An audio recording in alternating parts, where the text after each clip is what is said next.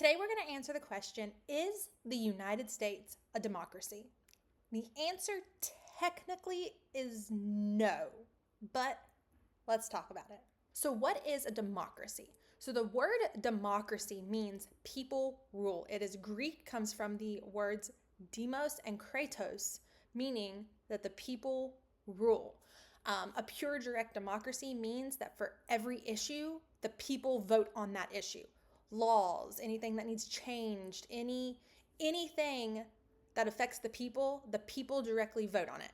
This means sometimes things can be changed very fast. It can be changed in the heat of passion.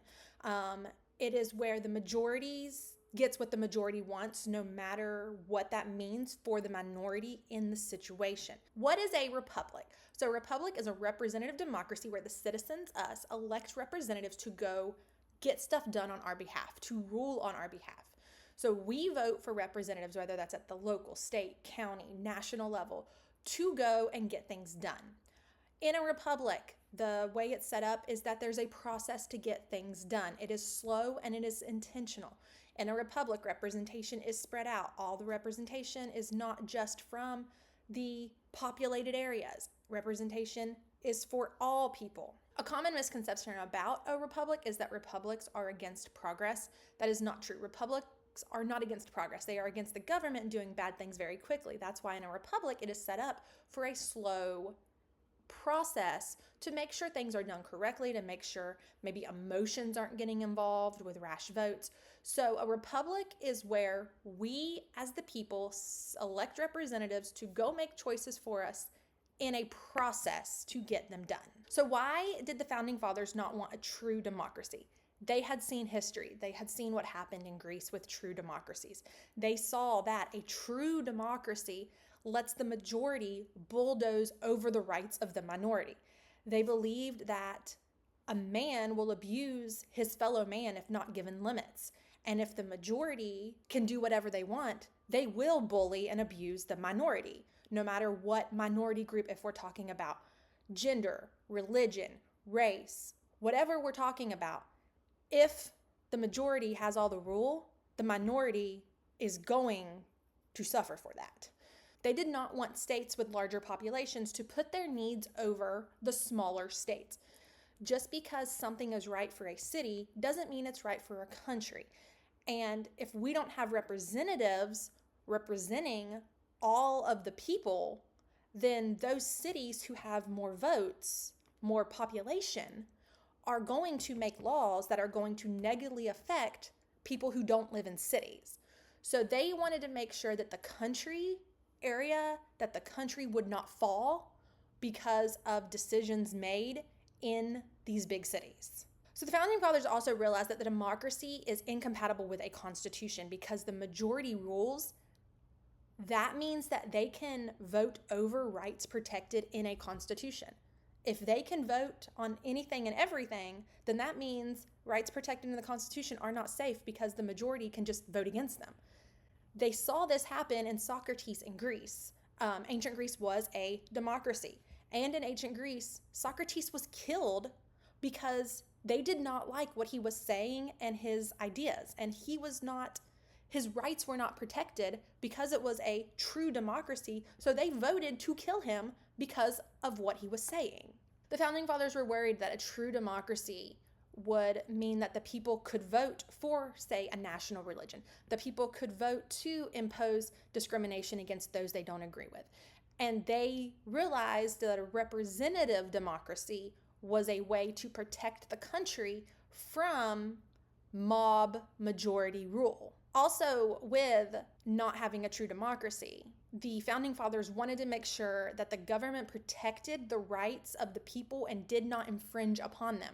That is why in the Constitution, it is laid out the way it is so that the government has to take specific actions to make changes to things. If you have never read the Constitution, which I have in my book, you should. This has the Constitution and it has the Declaration of Independence. It explains things, it goes through things. I think everyone should read through the Constitution and read through the Declaration to understand what the founding fathers were trying to do.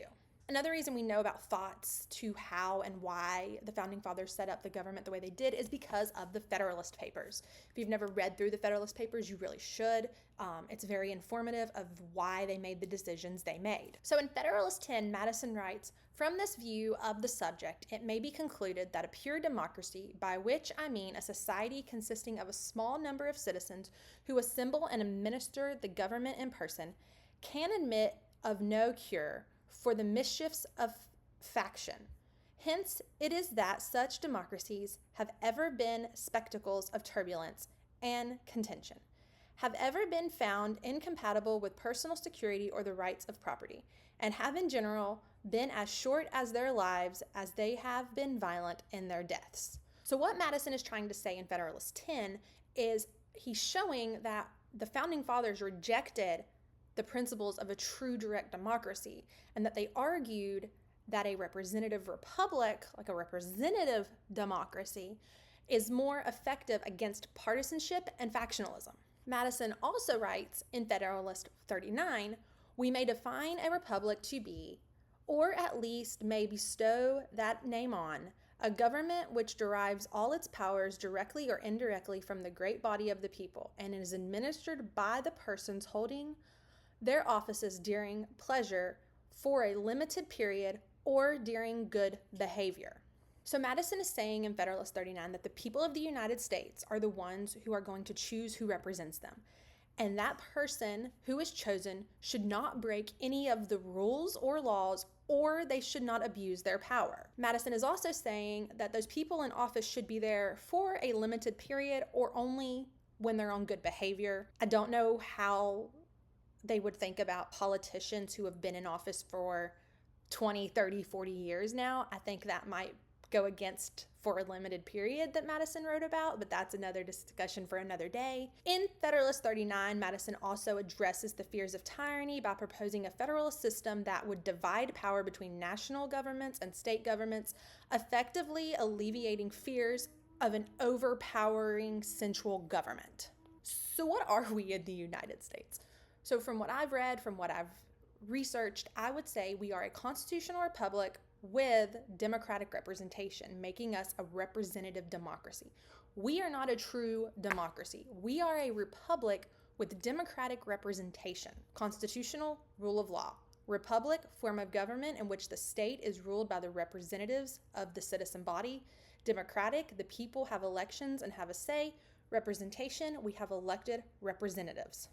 Being a constitutional republic with democratic representation allows people that disagree to live together in the same nation. We are the United States. Each state has its own identity, and the Founding Fathers knew that each state having its own identity was very important for us to be able to all live together. When we say the Pledge of Allegiance, we say, "I pledge allegiance to the flag of the United States of America and to the republic for which it stands." Is the United States a democracy?